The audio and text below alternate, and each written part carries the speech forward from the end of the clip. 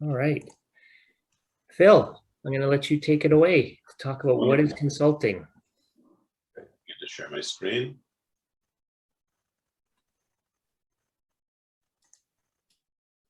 All right.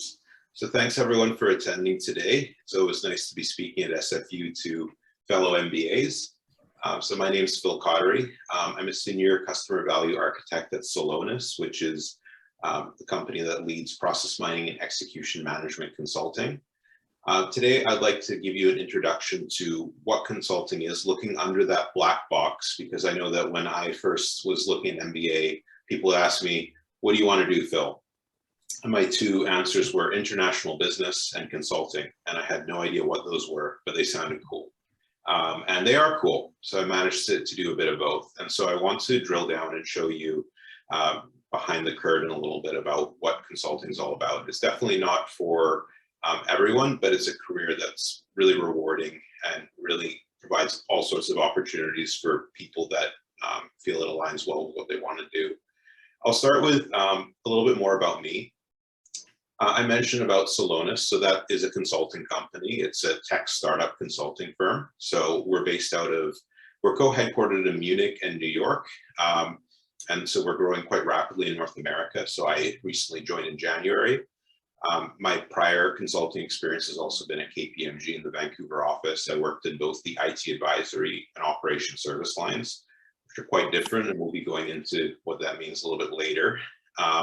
And between that, I took a break from consulting and I led the automation practice at Coast Capital Savings. And I previously, post-MBA, my first job was at HSBC, where I was a business analyst lead. So I've had a mix of financial services, industry experience, but also consulting, and now a little bit of tech startup consulting. So that's what my post-MBA experience looks like. I've had the opportunity to interview over 100 consulting and technology professionals. I've hired many successful Big Four senior consultants. So because I was put on the recruiting panels at KPMG, I had a really good sense of what we were looking for. And so at the end, I'm happy to answer any questions you have about the process as well. I received my MBA at UBIC, and I was at UBC prior. I'm an agile practitioner, and outside of my career, I'm really actively involved in the post-secondary education institutions here in BC. So I'm involved at UBC and SFU.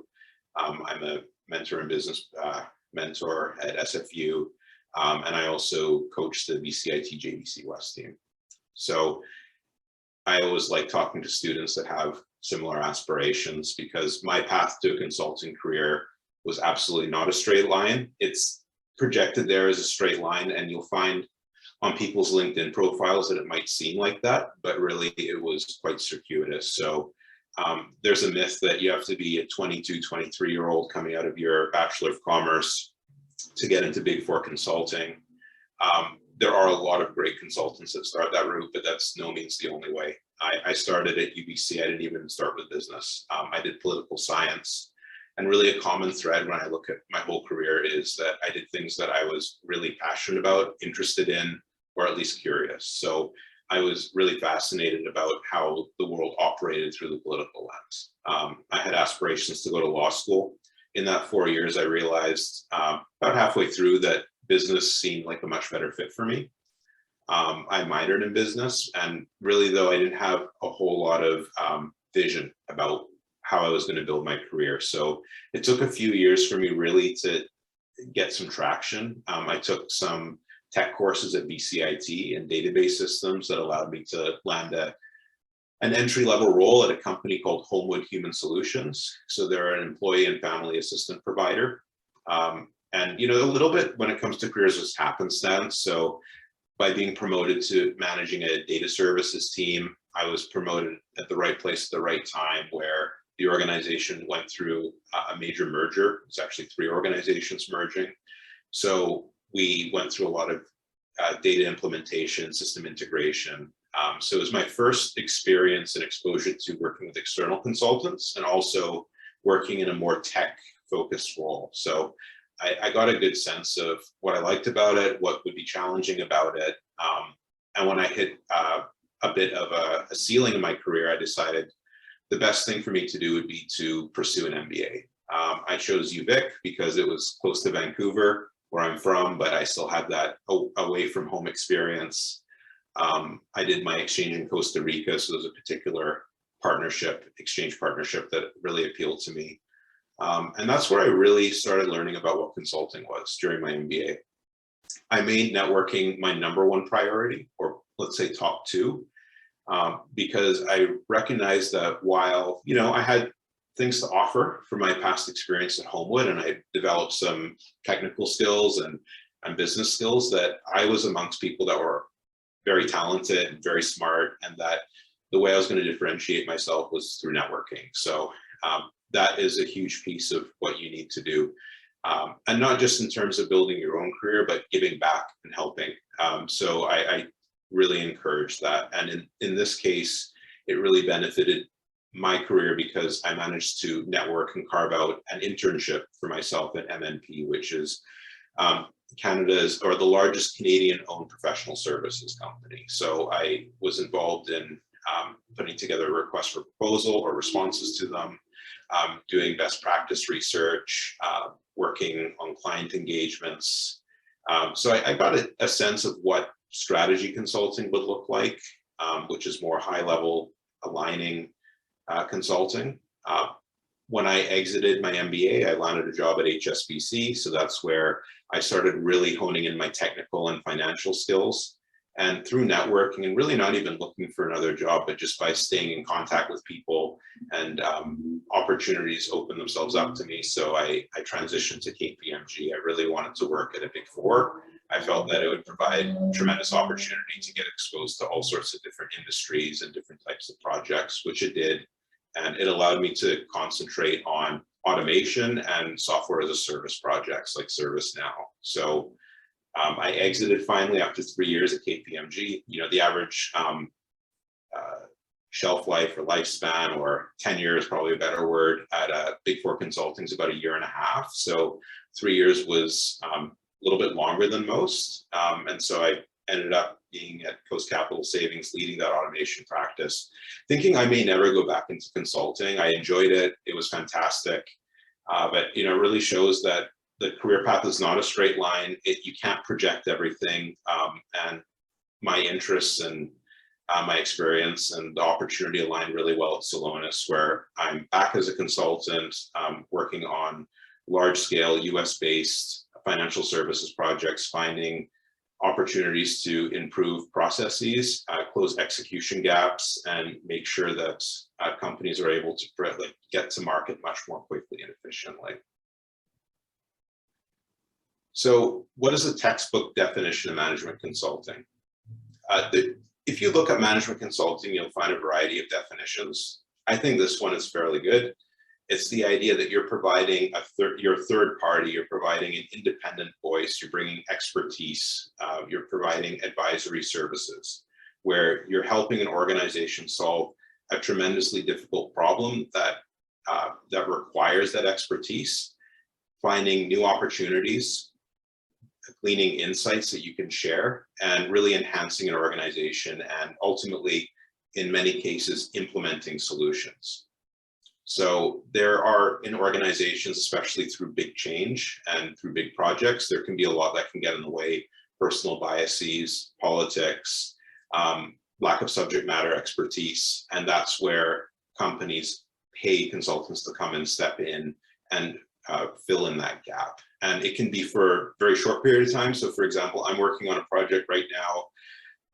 It was supposed to be a 5-day project. It's ended up being a 3-day project. So it's very rapid value being generated for a customer. And there have been projects at KPMG where I was on for 2 years, part-time and full-time at different points in the project. So it's not a one-size-fits-all when it comes to what a management consultant looks like. Some of them are more entrenched in an organization where they're almost like a seconded employee, and then some are very much independent, go to an organization, make change, and they're on their way once they've provided their recommendations. And in terms of how a management consultant works. So they have to work within parameters. So usually there's a statement of work, there's a call for proposals put out by firms, and they're very specific because they're paying, in a lot of cases, a lot of money for consultants to do good work. So they don't want to create a big gray area or an opportunity for scope creep. There are opportunities, of course, where projects do need to have their scope enhanced or expanded, but really, the idea is that when you start a project, that you're not thinking about expanding the scope right away. You're looking to work within the scope. That means that you need to build a roadmap for that scope, showing the nature and the extent of what a project will look like, gathering requirements, finding the artifacts you need to better define the needs of the organization, providing that context and interdependencies, either in the data or the nature of the work or the different teams that are working together, and providing not just a recommendation, but an array of solutions. Or if it's one solution, it's in multi-parts where it's a fairly rich recommendation rather than a few bullet points. More and more management consultants are analyzing data they're becoming much more data-driven, even in areas that are considered more less data-driven, like people and change management, human capital consulting. There's a lot of data that's generated even through surveys or focus groups. And that really helps drive validity and allows organizations to make better decisions based on numbers. And that allows them to feel confident with the direction that consultants have suggested they go towards. And those recommendations, so they're not always taken by an organization. So that's something to consider, that it's a liability issue. So consultants, they want to provide their best recommendations, but ultimately it's not their decision. More and more, we're seeing implementation work being done by consultants, which means that it just goes beyond saying, this is our strategy, this is the strategic direction you should go in. Now, more consulting firms are getting involved in, now that we've provided some recommendations or solution, let's work with your different business units to implement it. And that looks very different from project to project. If you're doing data analysis or you're implementing a new data management system, or you're completely changing the way an organization is structured, the word implementation can mean a lot of different things. In terms of service lines, you'll find that the big four firms, and I would say even now boutiques and like the big three firms, more and more they're becoming more alike. However, they use different terminology and branding for their services. So there's some that are uniform across the board. Everyone's heard of strategic consulting, and really that has been dominated by a few firms, but more and more you're seeing boutiques getting involved to help organizations develop their overarching strategic plans.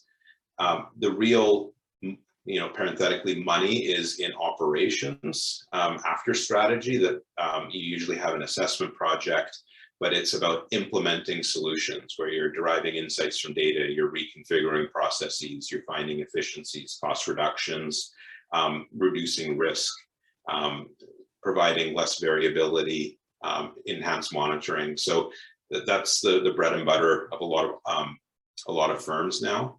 And technology, as I was saying, it's different than operations. So while operations is about looking at efficiency and data, technology is about implementing systems and platforms, making sure that best practices are adhered to when it comes to using data or protecting data to accelerate that organizational growth.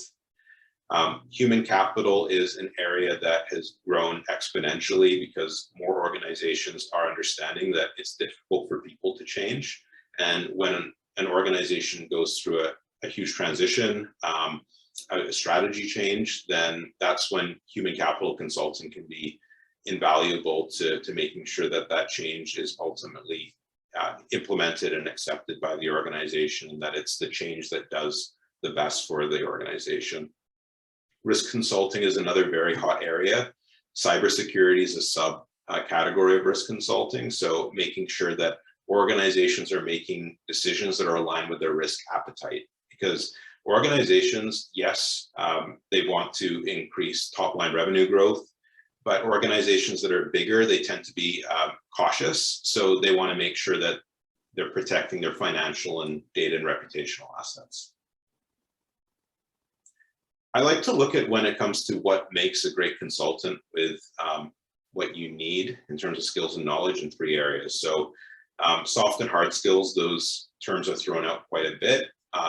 The way I look at them is that they're non-technical and technical. And non-technical skills, I would say, it's the foundation for consulting. If someone were to ask me, Phil, I want to be a consultant and I can't go in with all 3 being great, what's the one that I should be greatest at to start? I would say soft skills.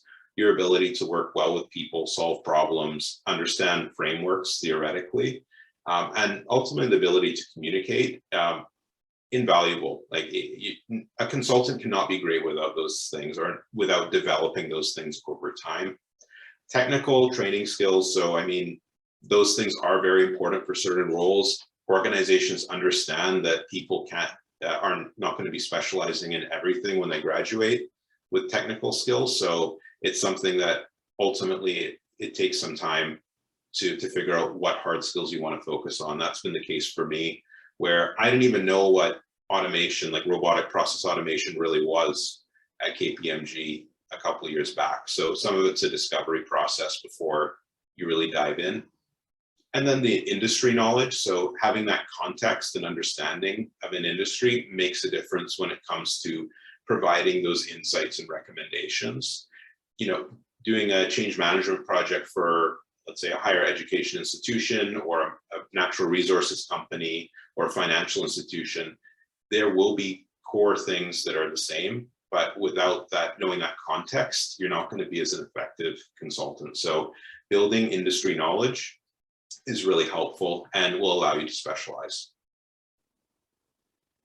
So in terms of hard skills, this is actually a mentor of mine broke it down for me when I started in consulting, because I said, I want to be a great consultant and I want to work on my hard skills, because I have some, but it's an area of that I really need to develop. And she told me, Phil, there are 3 areas, like a way of looking at it. So if you're working with data, and more, as I mentioned, consulting is data driven, you want to look at it in terms of managing data, wrangling or cleansing data, and visualizing data. So the ability to understand how databases work, even conceptually, like SQL Server, Oracle, the ability to make changes to data, to cleanse it, to change data into information that's interpretable and where people can use it. So Python, R, Alteryx, those are huge tools in consulting, but Excel's very powerful still. I would not underestimate Excel, and I always suggest that's a good place to start when it comes to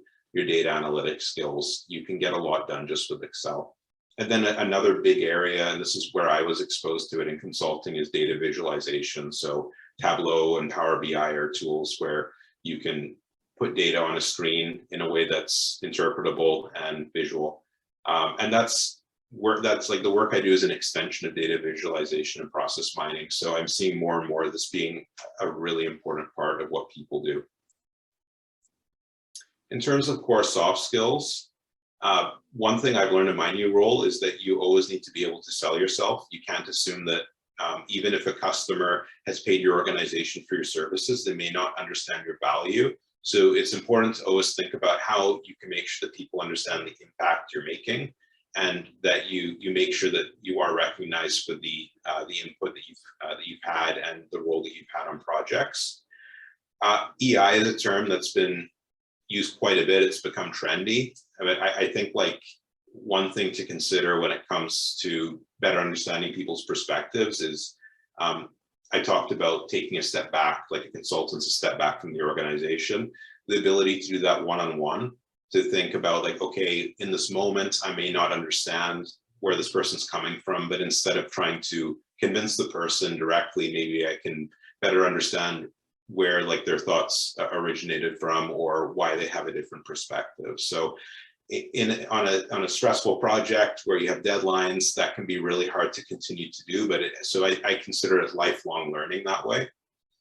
I mentioned communication and problem solving before, and then the ability to learn quickly. So that's what your doing in your program. So you are learning business skills, absolutely. You're also learning how to learn, because there's a saying with consultants that you're told to do a project and you don't know anything about it, and the next day you have to be the expert. And so it's not quite true, but it is true that you're going to have to learn a lot. So the ability to learn, and that means learning different types of things. So an MBA is great for that. But looking even beyond business education, learning through your own personal research or reading, I found that invaluable. And the ability to adapt, so getting different types of experiences and contexts, you get that a lot in consulting. So you build that up over time. Understanding how a project works from end to end, and then the ability to lead, which is influencing people to meet collective objectives. One thing that I learned from another mentor of mine is the idea of a talent stack. So when I look at my career from a Bachelor of Arts to Salonis and everything in between, I did so many different things. And I worked actually a lot of temp jobs after my undergrad, where I didn't think it would be helpful at all. I didn't see any value out of it, but really I learned about adapting and problem solving and learning and understanding very quickly my role on a project. So understanding that taking seemingly unrelated skills can be really powerful, but you need to make sure that there's some relation between them. So based on what I've said before, give that some thought about where you're strong at and where you can augment that, because you'll be able to adapt better, solve problems more quickly. And the more you keep doing this, the more you'll be able to learn quickly. And ultimately, you'll be able to define your niche, which you are not expected to do at the beginning of your career. You can definitely come in as a generalist. At some point, you'll want to figure out what kind of work do you want to do, and perhaps in what industries. And there's definitely some wiggle room for that, but starting to define what that looks like for you, it comes from just experiencing different things and building different skills. So when you're looking at firms, you probably noticed that there are more consulting firms than ever. So you have MBB, McKinsey, Bain, and Boston Consulting Group. You have the Big Four. You have what I call the others in Vancouver. So this is very Vancouver focused. So Accenture being technology. You have MNP and Grant Thornton. They're on the lower end of the mid-range consulting. So they do a lot of the work Big Four does, but in some particular niches, like MNP is big in agriculture, for example. And then you have a really blooming area with boutiques. So Cascadia, Slalom, Bellrock, Propel, those are like names I continue to hear. Although Slalom's a little bit more than a boutique now, they've grown quite a bit. But you will, there is different work that's being done, but more and more they are becoming alike. So traditionally, McKinsey, Bain, Boston Consulting, they were doing just strategy consulting, like aligning organizational goals, and then they would get out of there and move on to the next project. Now they're getting into implementation. They're doing data analytics. They're using data visualization tools.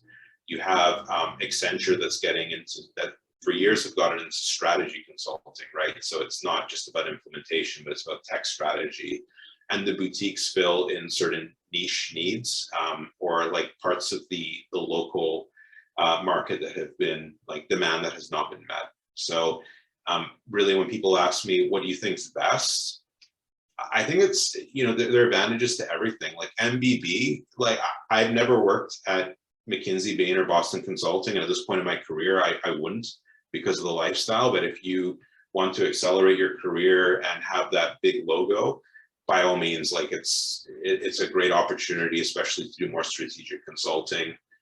For me, I felt Big Four was a good balance between having that logo on my resume, building that network, having that international consulting experience, and having a bit more work-life balance where I wasn't on the road, 40 weeks of the year. It would be more like I was at home 40 weeks of the year. And boutiques, they are more locally oriented, so you'll find that you won't be doing as much travel. They tend to provide a little bit more work-life balance, but that isn't the case for all of them. Something to keep in mind. After consulting, so some people never leave consulting, which is quite rare. When people ask me, what do people do afterwards? So a lot of people leave, some stay with aspirations to make senior manager, director, partner. Others jump into entrepreneurship. There's a colleague of mine who now runs all sorts of different things. She runs a hard kombucha company. So people do all sorts of interesting things after consulting. A lot of people go to industry. That's what I did. And then in my case, I boomerang back to consulting. And then there's also a growing, it's small, but a growing area in nonprofits or NGOs where people go after consulting and government. I'm not going to speak too much to the recruitment process because I know that's coming up later, but I do want to speak to point 3 in specifically, which is on the interview side. So if you're applying for a consultant or senior consultant role, firms typically will have you go through 2 rounds of both fit and case interviews. So they'll happen one after the other for 1 round. You'll typically start with the case interview and then the fit or behavioral interview. It's almost always a panel. It's not one-on-one. Depending on resources, it might be senior consultants and consultants. They might bring in managers. What I found at KPMG that mainly they had the senior consultants and consultants do that initial round because they want to make sure that the people we're hiring we want to work with because you're going to be spending a lot of time with the new hires.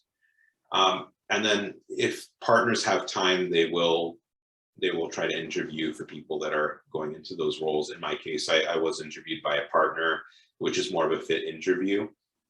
And really in the fit interview, what they're trying to determine is do you understand what consulting is? How is it aligned to your goals? And do they think that you would be able to hack it, so to speak, that you are willing to put in the time to learn and to grow? What kind of experience do you have in a project collaborative setting? Do you have the analytical skills, the problem solving skills to be a successful consultant? So they'll go through that. The case interview, there's a saying, you have to do 60 cases to be ready. I don't know if anyone can truly be ready. I definitely did not do 60 cases.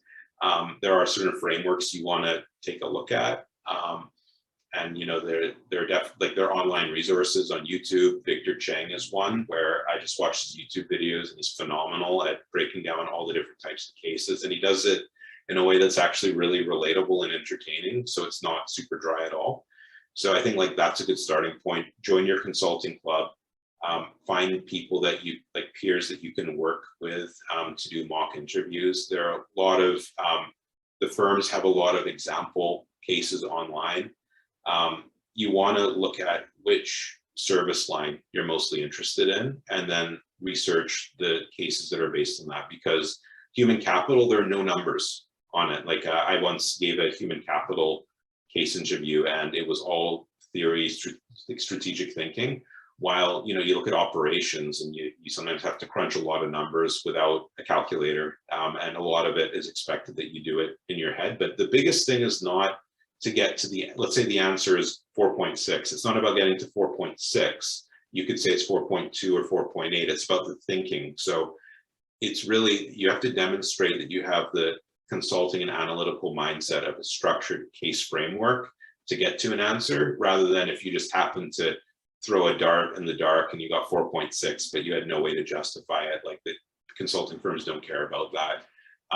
I would say fit is actually probably a bit more important than the case interview. And I find people struggle with the case interview, even top candidates. I've only seen 2 that have nailed the case. So that's something to consider while you're practicing and during cases, that perfection is not expected. I messed up on some calculations on my case interview, and thankfully the interviewer said, do you want to think about that again? And I did, and I got the answer because I had a little bit of support. So it also can depend on who's interviewing you.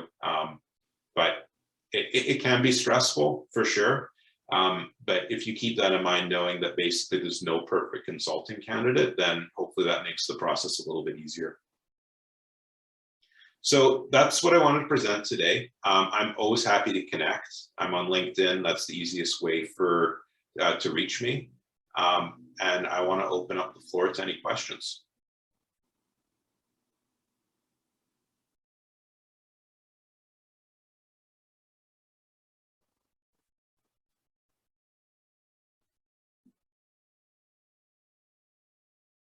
Sam, you have a question? Yeah, thanks so much for your presentation, Phil. That was very informative. I'm just kind of interested to know, there's a lot there, but in terms of the 1.5 years at the Big Four, why did you say that there's a bit of a shelf life there? I would think that that might be more of an aspirational place to go and get established and then build your career. I think what a lot of people do in consulting, the reason why it's like 1.5 years on average, it's viewed by a lot of people that are recent grads. So they want to get that consulting experience. They want to get exposure to different industries and projects. And then they want to start specializing. And a way to do that is to go into industry for a while, because if you want to go back into consulting too, like the best consultants do have industry experience, like the further you work your way up in consulting. And it is a grind for sure. So it isn't a lifestyle that someone would necessarily want to take on forever. Like not everyone can do it. For me, I see it as more like sprinting and running. So in industry, it's more of a jog run. And in consulting, it's definitely like a hard sprint the whole time. And so you can't sprint, it's hard to sprint for a marathon length race. So I think that's what draws people to industry as well, is like they have their specialization and they maybe want a little bit more of a balance. And compensation, I've personally found that industry can compensate a little bit better. That's great. Thank you. Sharvani. Hi, Phil. Thank you for your session today. I just had one question. You mentioned about the case interviews. So how much time does one roughly need to spend preparing on those? Yeah, so I mentioned that there's no perfect amount of time. It ultimately comes down to your availability, right? So if you somehow have a month off between, let's say, your studies and the recruitment process, which is unusual, let's say you did, then yeah, like I would suggest making that a top priority. But I would say that it's more about consistency, right? So if you get an interview for a Big Four firm and they're planning to do a case interview, or a boutique as well, and you have 6 days and you cram 10 hours a day for 6 days, it's not going to be as effective if you were doing it over the course of 6 months, let's say 2 hours a week or something like that, right? In my case I went through the Deloitte process. I got to the final rounds. I didn't get through, but I remember the situation was that I was doing an exchange. I was in Costa Rica. I didn't have class for a week. I decided to travel to Panama. That's when they wanted to interview me. And so I said, is it possible to move it? And they said, no. They were very nice about it, but they said it wouldn't be possible. So I found some online resources. I went to a cafe on top of a mountain with 2 bars of internet connection, and I got to work, right? Because that's the time I had, and that's what I had to do. I don't know how many hours I put in, maybe 10. It was enough to kind of get through the process, or that portion of the process. So, but I can't tell you that 10 hours is what's sufficient, right? In that case, there were a lot of factors there. It was who interviewed me, what the case was, what I happened to study. So my recommendation would be just make it an activity that every week you put a bit of time into. Thank you. Just one more question. Yeah. Currently, I'm pursuing my MSc Finance from SFU. Okay. So I wanted to know, do they take people from MSc Finance or other such niche areas in consulting? Like, how is it? How do people perceive the recruiters? It's a great question. What I really like is that a narrow mindset of like it has to be a certain degree has really evolved. So engineering, for example, engineers are like highly looked upon when it comes to being potential consultants, right? So more and more consulting firms are understanding that it isn't just a business degree or like a BCom, let's say, that someone needs to be a successful consultant. So the fact that you're doing a master in finance, let's say you wanted to do financial management consulting, that definitely would be looked upon very highly. Okay, thank you. Great, thanks, Phil. Well, I appreciate your time. It was a great overview for sure, and a great summary of what is consulting and kind of what consultants look for, skill set. One resource that we have, which we're going to talk about too, is management consultants. So you had mentioned some other ones like Victor Chang. We have access, or the BD students have access to a company called Management Consultant, and they have a lot of online cases and practice cases and mental math and all that as well. So we'll be talking more about management consulting, and they're going to come in and talk about the services that they provide as well. So That's great. yeah. At the end of this is a 6-session program. At the end of the last session, we usually bring in consultants, and I haven't asked Phil yet, but hopefully he'll be open to joining us in the last session if he's available. So if you have more questions for him, either send him a message on LinkedIn, or you may see him again if you join the program in the very last session. All right. Thanks, everyone. Thanks, Phil. Appreciate your time. As always, it was excellent. Thanks. All right, so that was some good information for sure. Either you gained a lot of knowledge and you're more interested in consulting, or now you're scared of consulting. So it usually happens one way or the other. So next on the agenda, we have Matt Chan. Matt is a full-time MBA alum who is working in consulting now, and he'll talk a little bit more about his role. But I just wanted to bring Matt in just to talk about his experience in the program last year and kind of how it helped him to where he is now. So Matt, thank you for joining us. Thanks for having me. So why don't you tell us a little bit about kind of your current role now and where you work? Yeah, for sure. Super excited to be here.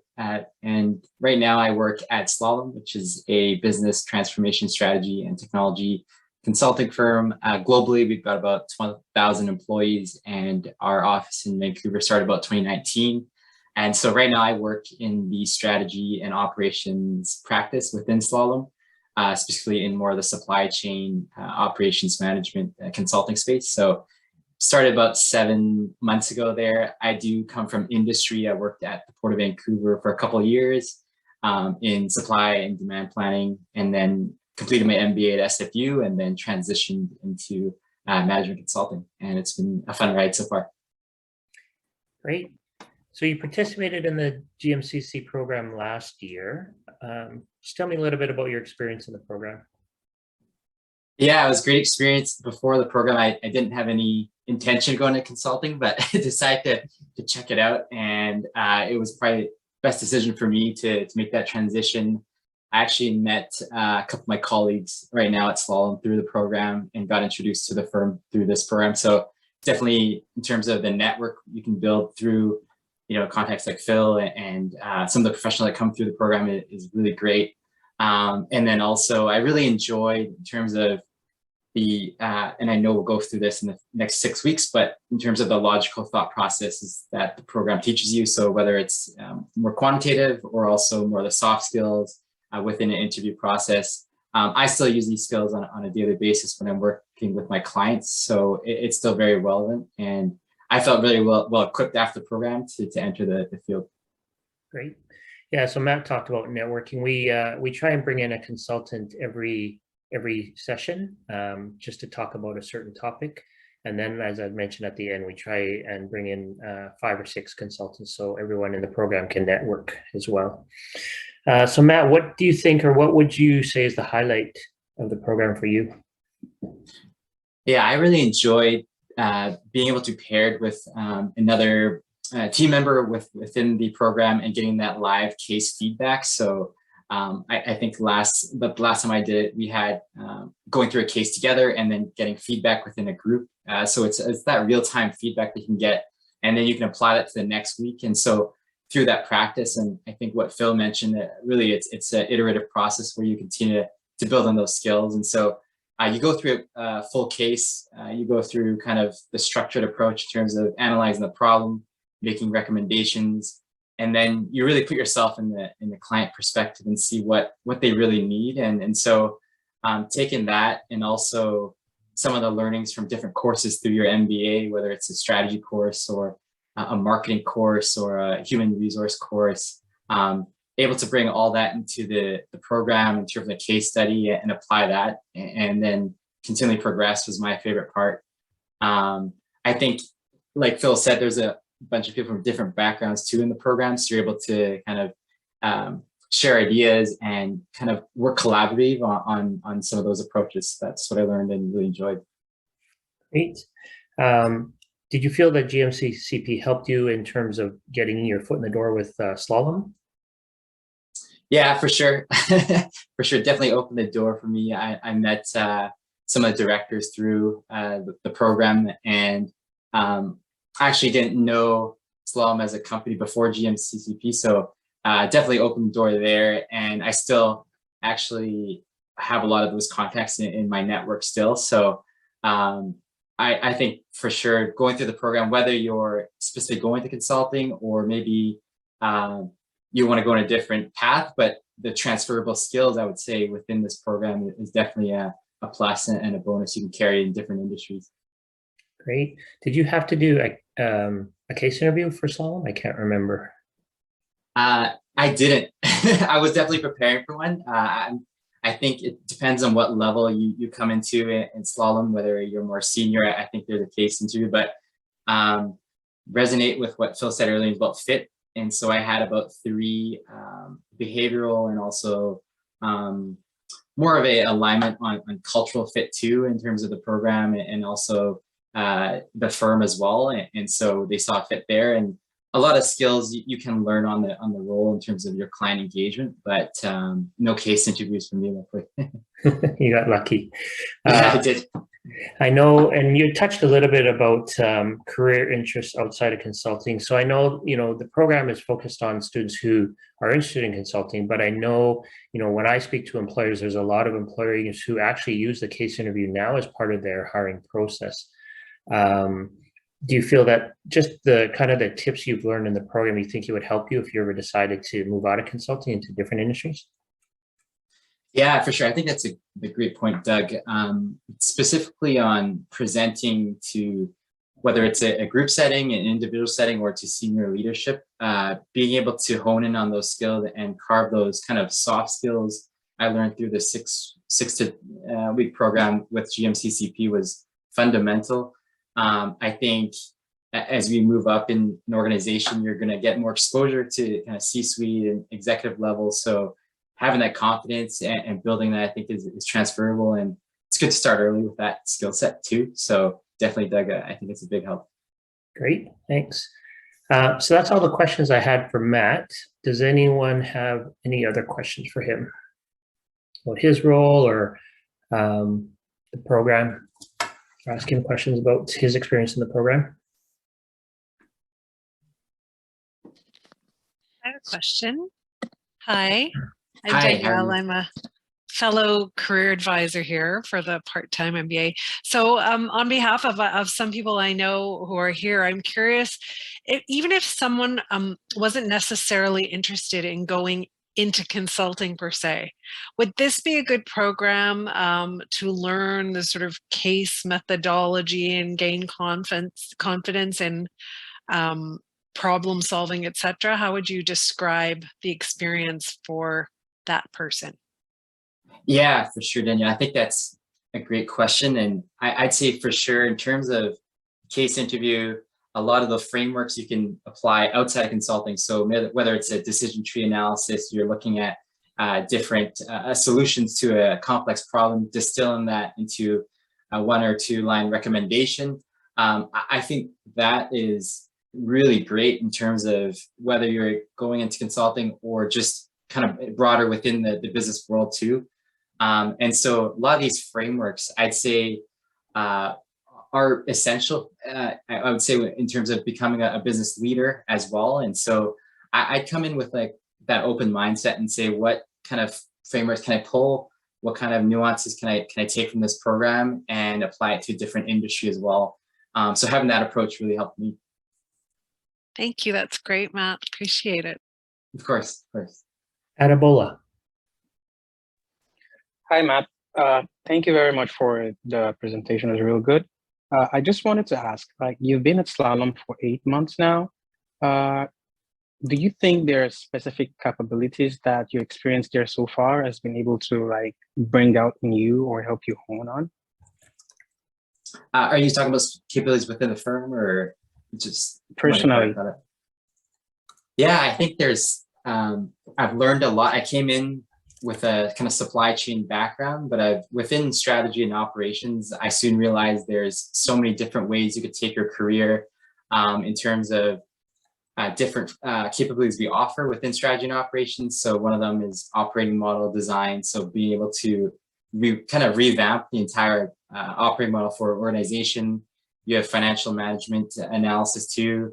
And so those are some things I'm exposed to within Slalom. We also are partners with AWS and Google and your big kind of tech partnerships. So especially Salesforce too, which is a huge practice at Slalom. So once you get your foot in the door with Slalom, kind of the options are endless and where you take your career. I'd say also what differentiates Slalom with a lot of the big four is you work and live in the same city of your clients too, or that's the goal. And so you actually can achieve some of that work-life balance that's maybe a little rare in consulting. So I really appreciate that, being able to enjoy my work, but also grow and develop some of those capabilities. Thank you. Sam.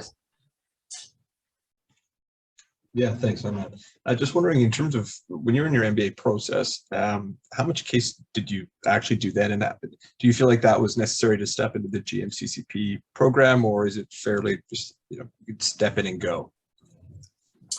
I'd say a lot of when I was in my program, which is about 2 years ago now, time flies, but yeah, a lot of the case study, I would say it's within the GMCCP, it's quite condensed. So you're not, I think in my classes, in the strategy class, the cases were over a course of a week, and you could take that home and kind of look at it from a macro lens. But within the GMCCP, the case is more condensed. You're able to make decisions on a quicker level. You're able to kind of read and react in that sense. And I think that really emulates what you see on a client role on the job. You might not have that luxury of taking something back and thinking over it. So I think it's the case is, I think, fundamentally the same. It's just also how you approach it. The pressures around that too is great practice within the GMCCP program. Hopefully that answers your question, Sam. Yeah, thanks. Any other questions for Matt?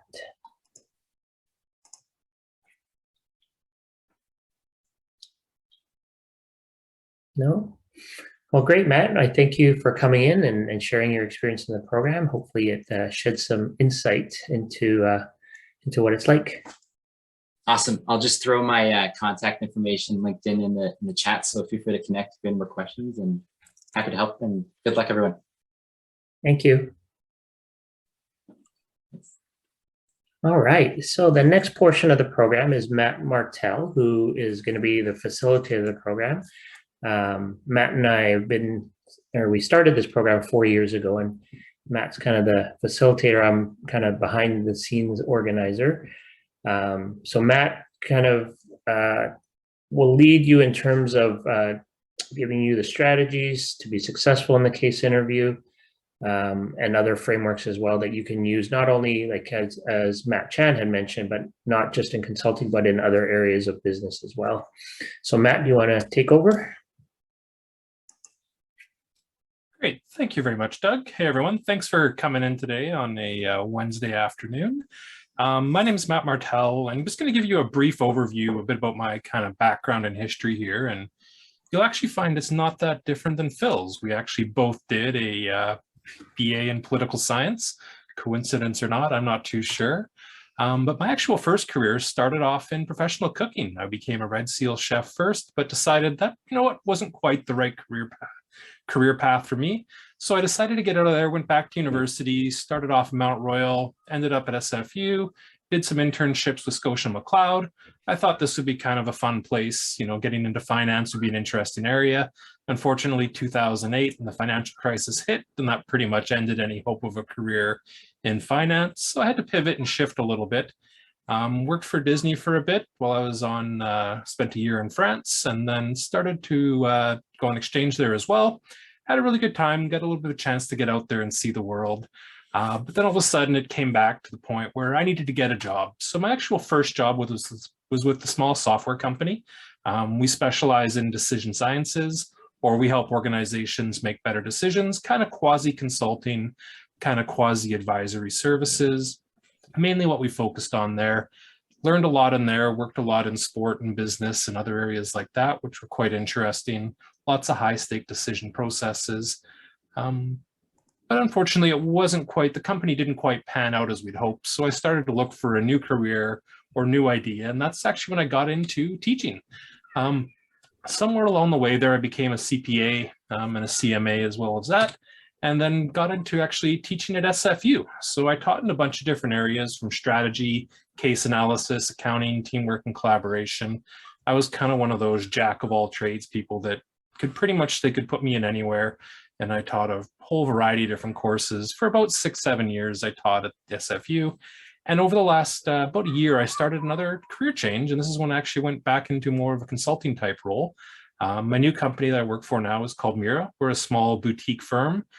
We specialize in tech strategy and project management and implementation. That's kind of our main focus. Also doing a master's in analytics at Georgia Tech right now. And that's kind of been this kind of constant change throughout my career. Kind of my latest passions right now has been starting to get into a bit more of boards and governance kind of areas. I'm a convocation senator at SFU and was recently appointed to the City of Burnaby's Board of Variance, which is kind of an area I'm hoping to get into a little bit deeper and enjoy the kind of that kind of more senior level decision-making kind of approaches, looking at more structure and overall view of things is where I'm kind of the next stage of my career and where I'm hoping to go. But there's been a few constants in my career. A couple things I really enjoy is a variety of interesting projects, critical thinking, case analysis, and I'm always learning. Education's been a constant throughout my life, and I will probably still keep learning until the day I die, I think. So, or at least that's the hope. But this is where I think I was well suited for consulting. As Doug mentioned, we started this program about 4 years ago, and it's been a very good uptake so far. It was really nice to see Matt come back again and share his experience from there. At Mira, actually, we hired someone out of this program that I did about a year and a half or 2 years ago now. We took her in based on basically what I observed in the classroom and could see her skills and where her skill set lied. So it was a really nice eye-opening piece there. So yes, people do get jobs out of this program. As Matt mentioned, I've hired directly out of it and all those kind of pieces like that. Does anybody have any questions about me or my background before I jump into the program here?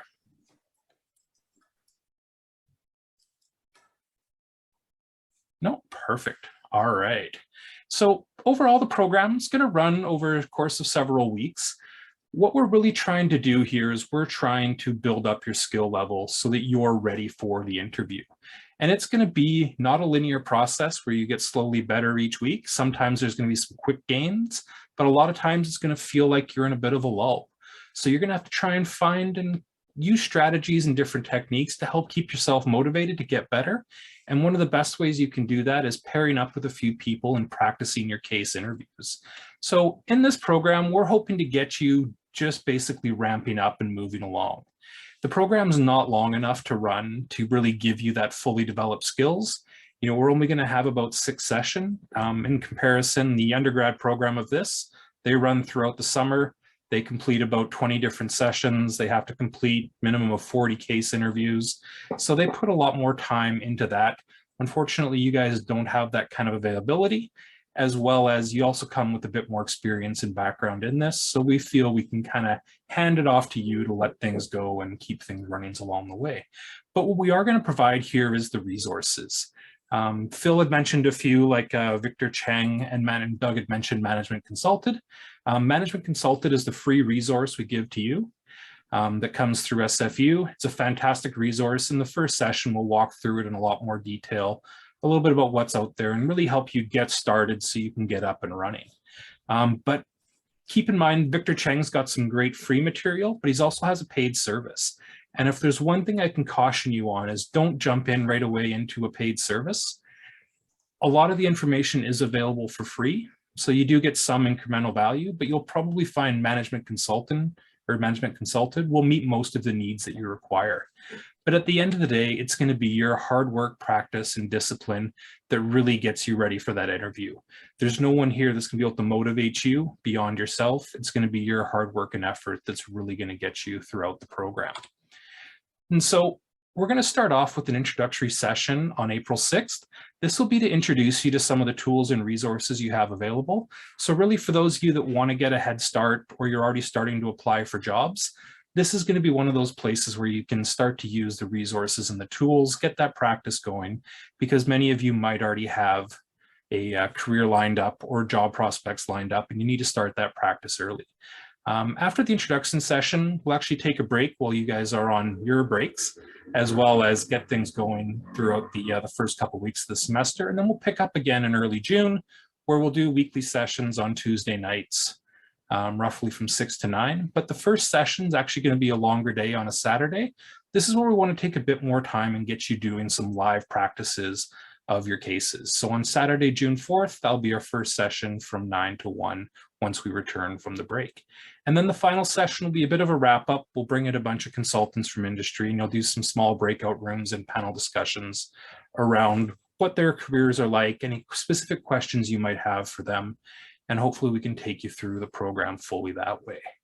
Overall, what we're going to cover is we're going to cover 4 main areas: structuring, analysis, client-focused communication, and business acumen. Really, there's a lot of detail here and you don't need to go through all of this, but we're basically going to try and give you the basics of everything in order to help you build up your skills and get you ready for the interview process. What this is really designed for is to get you really just those first few steps. For those of you that are a little bit worried about the mental math component, there's a lot of tools and tricks in Management Consulted that will help you out, and they can be self-learned and self-guided. Mental math's probably one of the most challenging things for most people, as it's not always easy or intuitive, but there's a lot of tips and tricks you can learn to help make life a lot easier. One of the really nice things from all these different pieces as well is it'll actually help you in the classroom. You'll find you'll be able to structure your thoughts and arguments a little bit better. You'll be able to get to the solution maybe a little bit quicker because now you have a bit of a structure or an approach you can take. In talking to previous students, they've quite often mentioned that that is one thing they really took away from the program, was it also made their case analysis in the classroom a lot easier. But as someone asked in the chat earlier, it's not the same as the case program that Leslie does. I used to coach a lot of our case teams in the undergrad program, and promise you it's 100% different than that, even though there will be some parallel levels along the way there. So once you're kind of looking at these skills, the average session is going to be kind of as follows. We'll do about the first hour and a few minutes with some course material, guest speakers. So someone like Phil or Matt will come in, talk about their career, whatever the course content is for the day. You'll hear a little bit from me. We might do a few little in-class exercises, maybe some mental math or something like that. Everyone's favorite. We'll take a break and then we'll get you practicing interviews. You'll be paired up with one person where you'll do an interview, and then that person will come back and interview you after the next break, basically. There's a nice structured approach to it. We have a scorecard you can follow, and all the cases guide you fairly well along the way. Afterwards, if there's any time left over, we'll do a bit of reflection and review just to talk about, you know, how things went, what went well, what did not work well, and all the pieces from there. Does anybody have any questions on kind of the course coverage or how the sessions will go so far?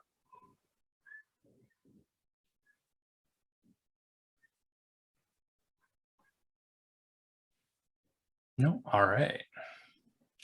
And so now the overview of the program overall is, you know, it's going to run about these 6 weeks. We'll do that first intro on April 6th. We'll talk about just an introduction to the program, go into deep detail about Management Consulted, a little bit about what is a case interview, and how to prepare yourself, because you've got about 6 weeks or so before the program actually starts up again.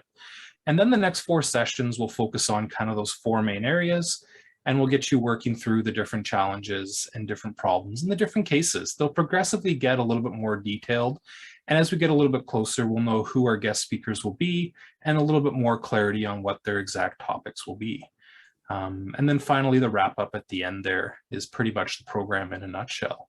Hopefully we're going to be able to cover everything we get through here. There'll be lots of practice cases you can do. But as I mentioned before, really the most important thing you can do is really have that self-discipline and practice. You heard that number of 60 practice cases mentioned. Yeah, that would be nice, but nobody's really realistically going to get there. That's not what's going to get you the job. It's coming in probably 20 to 30 is probably a good number of what you should be targeting. The most important thing is you don't want to come into this in a cold session where you've never practiced, you've never seen a case before. It'll become quickly apparent to your interviewer, as well as anybody that's looking at just how you're performing, your logic, the questions you ask. It really reflects on you about your level of preparation. They know the resources are out there. And so it's really up to you to take advantage of them and put together what is going to be my career path, because the people you're competing against, most of them will have gone through some kind of similar program or some kind of similar training, whether it's Victor Chang, Management Consulted, or one of the many other programs that are out there. Quite often universities have their own consulting clubs, which again, go through a similar type program. So really the floor is going to be up to you to decide how much do you want to do this? Is this an area you really want to explore? And as someone asked earlier, is this the kind of career path where it's only good for consulting? No. You're starting to see more and more cases out there in industry, and it's just going to help you overall across your entire career as you start to build your ability to structure, organize your thoughts, and really kind of explain yourself clearly. All right, that's it for me. I wanted to keep it short and sweet. That's all. Does anybody have any questions about the program at all?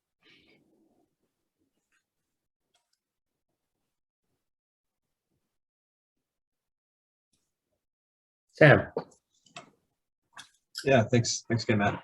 You kind of mentioned how it's different than Leslie's case prep, but would you say that I would assume that they're going to complement each other, but would it be advisable to kind of review that or to do that while going through this process and kind of the spare time there that's between April and June? Yeah, that's entirely up to you. I would say there is beneficial skills there, how to read a case. You'll do a lot more. It's a very different approach because the approach we're going to take is going to be an interviewee-led interview. So that's where you're going to be given maybe a short paragraph that describes the case, and then it's your job to extract all the information. It's almost like you're working with a client. They want to see your logic, your critical thinking process, how you get information out of the client, how you react. Sometimes they like to throw out little red herrings in there just to see, how can we trip you up? Do you get angry? Do you get frustrated? Because those are the kind of skills they don't want, or those are the kind of behaviors they don't want to see from you in front of a client. So it's very different than your traditional, like a Harvard business case or some kind of problem like that, where you're proposing a solution. These cases are more about extracting information, putting it all together, and then coming up with a logical solution or conclusion. So when I say there's parallels, like, yeah, you come up with a solution, but it's a very different kind of approach here. Makes sense. Thank you. So there's just some questions in the chat, Matt. I know we're recording this and we'll share the recording, but are you okay with sharing your presentation today? Oh, most definitely. Yeah. Okay.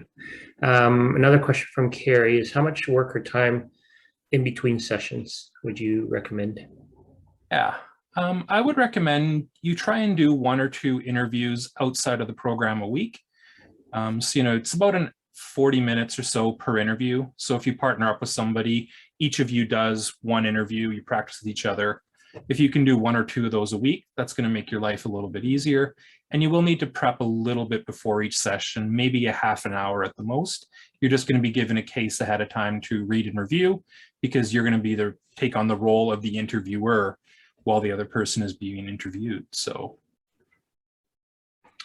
Betty had a question. If the schedule doesn't work this time, when is the next time the program is offered? This is offered once a year. So if you aren't able to take it this year, you can take it next year. Even if you are completing your program, it'll still be open to alumni as well, as long as there's space.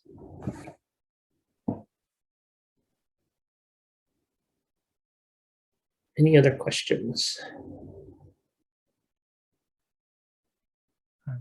Maybe one of the other benefits that hasn't been mentioned yet is you'll actually get to meet a lot of your classmates from the different programs. You get to network, get their experience, learn about them. And these are your future contacts. So this is a nice way to get to know them in a different level. So current students have the priority. Yes, right now we've opened it up to just current students to see how many, but we can open it up to alumni if there's still space.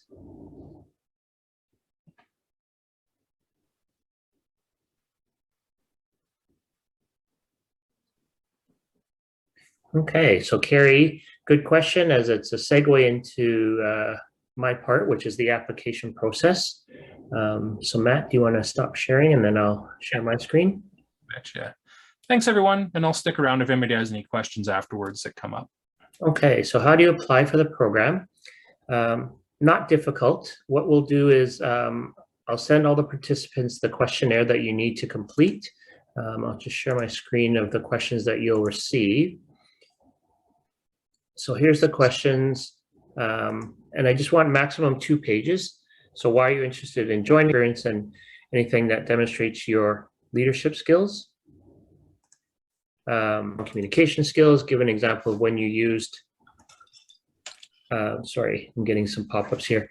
When you used to use strong teamwork skills, give us an example when you use strong problem solving, and if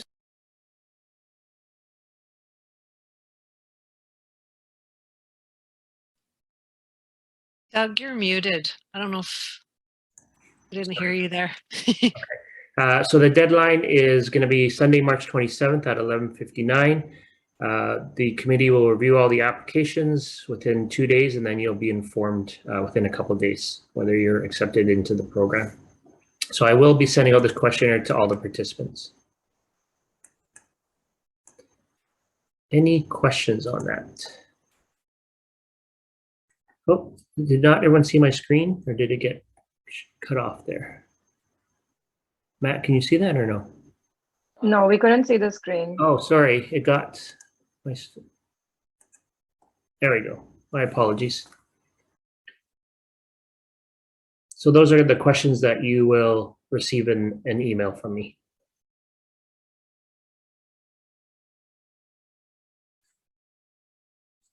And then, as mentioned, we'll review the applications on the Monday and Tuesday, and then you'll be informed probably by end of day Tuesday, the 29th.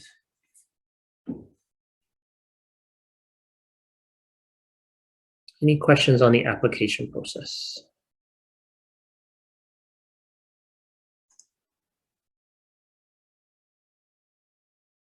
No? Great.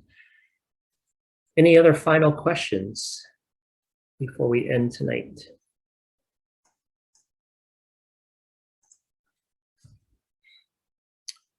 Okay, well, I hope it was informative, and I hope to see many of you in the program in the coming weeks.